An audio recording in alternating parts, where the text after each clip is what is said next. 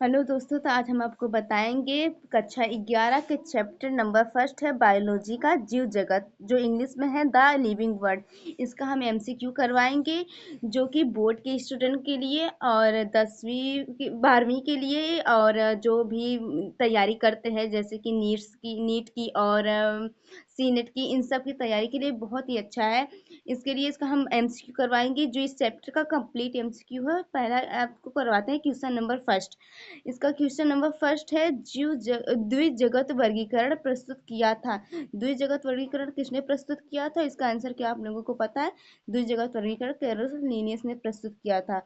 अब इसका हम दूसरा क्वेश्चन देखेंगे। इसका दूसरा क्वेश्चन है, घरेलू मक्खी का गढ़ निम्न में से है। घरेलू मक्खी का गढ़ निम्न में से कौन सा है? निम्न में से घरेलू मक्खी का गढ़ है दिप्तेरा। दिप्तेरा घरेलू मक्खी का गढ़ है। और हम इसका तीसरा क्वेश्चन आगे करते हैं, गेहूं किस कुल से संबंधित रखता है? जैसे कि मनुष्य का वैज्ञानिक नाम होमो सैपियन है, उसी प्रकार से गेहूं किस कुल से संबंधित है? तो गेहूं है पोएसी कुल से संबंधित रखता है। गेहूं का संबंध पोएसी कुल से है। और हम इसका चौथा क्वेश्चन करते हैं कि बाघ, बिल्ली एवं कुत्ता का संबंध किस गण से है?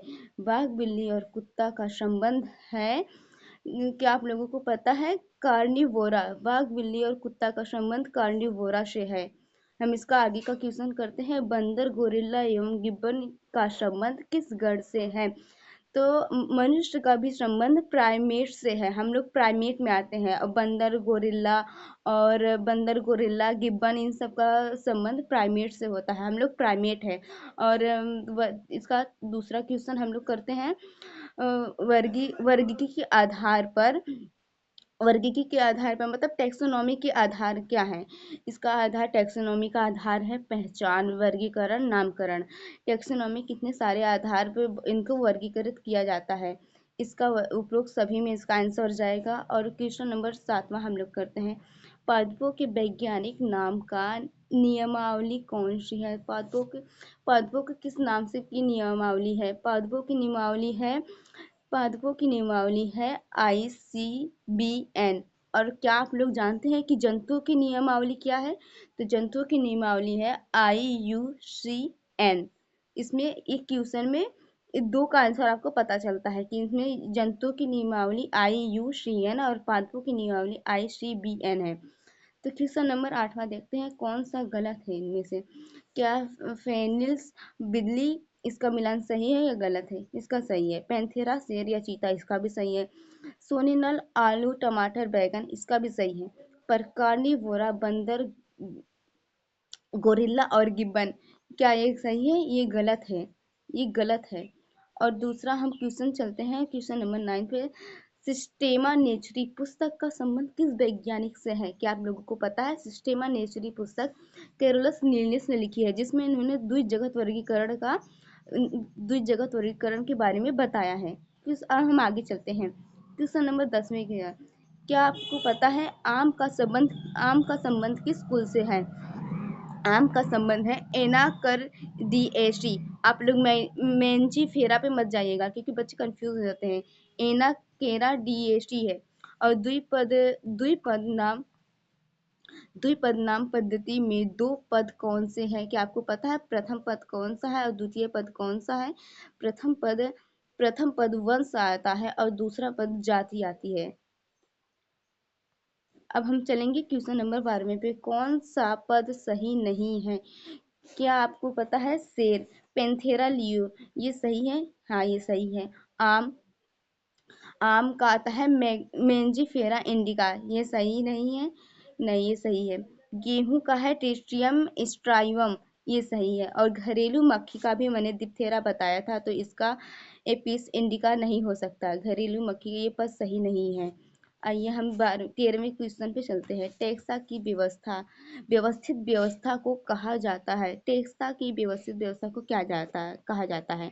टेक्सा की व्यवस्थित व्यवस्था को टैक्सोनॉमी कहा जाता है। क्या आप लोगों को पता था? टेक्सा की व्यवस्थित व्यवस्था को टैक्सोनॉमी कहा जाता है। कौन सा जीवित जीव को समझाने के लिए सबसे उपयुक्त है? एक एक मनुष्य, एक जीव जीवित है, उसके समझाने के लिए, तो यहाँ पे जितने ऑप्शन दिए हैं क्या सब उपस्थित है? आइए देखते हैं। कोशिका विभाजन और वृद्धि, एक जीवित मनुष्य में कोशिका विभाजन और वृद्धि, ये भी सही है। उपापचय की क्रिया, पचने से लेके वापस मल के त्यागने की क्रिया, ये भी सही है। प्रजनन और जीन प्रजनन और जीन पूल को बढ़ाना, ये भी सही है। एक जीव हमेशा प्रजनन करता है और अपने जीनों को बढ़ाता है।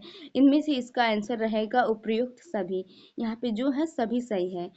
और हम दूसरा क्वेश्चन देखते हैं, टेक्सोनॉमी श्रेणियों का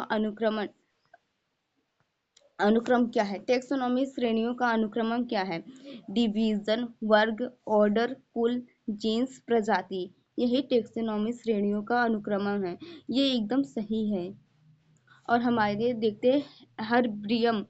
हर्बियम क्या है, आप लोगों को पता है कि जैसे कि जो एक हर्बियम होता है उसमें पहले से पौधों को, जिस पौधों के नमूनों को, जो मतलब धरती पे विलुप्त होने वाले होते हैं, उनके नमूनों को सुरक्षित संग्रहित करके रखा जाता है, उन्हें कहा जाता है हर्बियम। आइए हम देखते हैं दूसरा क्वेश्चन, घरेलू मक्खी कुल से संबंधित है।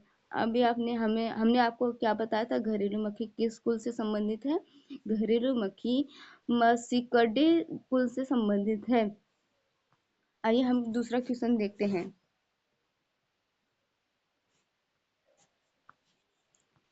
सिस्टेम सिस्टमैटिक शब्द का अर्थ क्या है? क्या आपको पता है सिस्टमैटिक शब्द का क्या अर्थ है?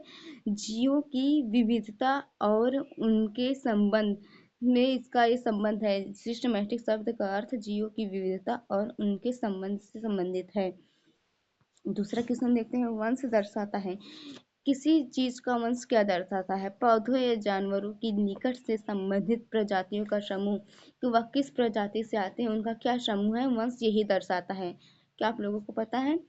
दूसरा क्वेश्चन देखते हैं, जानवरों के वर्गीकरण में टेक्सोनोमिक इकाई फाइलम पौधों के वर्गीकरण के किस पदानुक्रम स्तर के बराबर है? तो ए डिवीजन के बराबर होता है, या डिवीजन के बराबर होता है।